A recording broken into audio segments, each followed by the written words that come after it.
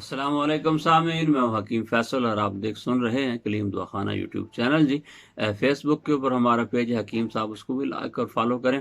آج ہم آپ کو جو بائیں طرف کا فالج ہے اس کے متعلق کچھ علاج بتائیں گے۔ پہلے ہم نے آپ کو پہلی ویڈیو کے اندر نچلے دھڑ کا فالج اس کا بتایا تھا، دوسری ویڈیو کے اندر ہم نے آپ کو دائیں طرف کا فالج، اور آج جو ہے یہ بائیں طرف کا فالج جو ہے اس کے متعلق بتائیں گے۔ تو غدد کے اندر تحریک، یعنی جو آپ کا جگر ہے اس کے اندر جس وقت تحریک ہوتی ہے، بلڈ پریشر ہائی ہوتا ہے، اس وقت یہ فالج عموماً ہوتا ہے۔ تو اس کے اندر آپ کا جو بائیں طرف ہے یہ مکمل مفلوج ہو جاتی ہے۔ یہ اس کے اٹیک کے اوپر ہے کہ جتنا سخت آپ کو اٹیک ہوگا اتنے زیادہ اس کے ساتھ مسائل پیدا ہوں گے، اور دماغ کے اندر بھی شریانیں جو ہیں وہ بھی ڈیمیج ہو جاتی ہیں، ان کے اندر بھی اوپر اثرات پڑتے ہیں۔ سی ٹی اسکین سے جو چیزیں واضح ہو جاتی ہیں وہ تو عموماً جو ہے اس کے اندر ہاتھ پاؤں کی حرکت مفلوج ہو جاتی ہے، زبان بند ہو جاتی ہے۔ تو یہ جذباتی قسم کے جو لوگ ہوتے ہیں ان کو اس طرح کا فالج ہوتا ہے۔ منہ کا ذائقہ کڑوا رہتا ہے،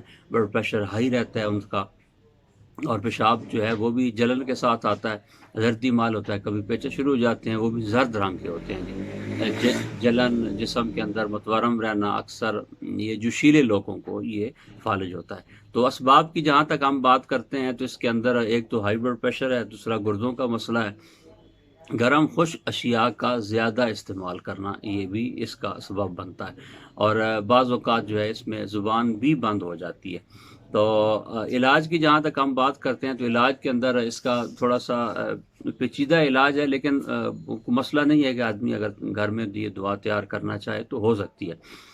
وہ آپ لکھ لیں کہ نیلا تھوتا 10 گرام، جمال گوٹا 10 گرام، شیر مدار آک کا دودھ یہ 1 چمچ، اور رائی 150 گرام، اور سہاگا جو ہے 70 گرام۔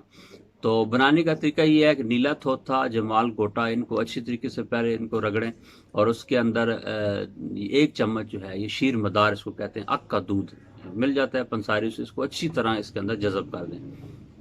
بعد میں اس کے اندر آخری 2 چیزیں رائی اور سہاگا یہ مکس کر لیں گے، یہ آپ کی دعا تیار ہو جائے گی۔